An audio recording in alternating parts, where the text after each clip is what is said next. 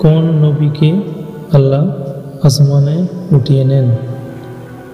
Option A হযরত নূহ আলাইহিস সালাম, option B হযরত মুসা আলাইহিস সালাম, অপশান সি হযরত ঈসা আলাইহিস সালাম, অপশান ডি হযরত ইব্রাহিম আলাইহিস সালাম।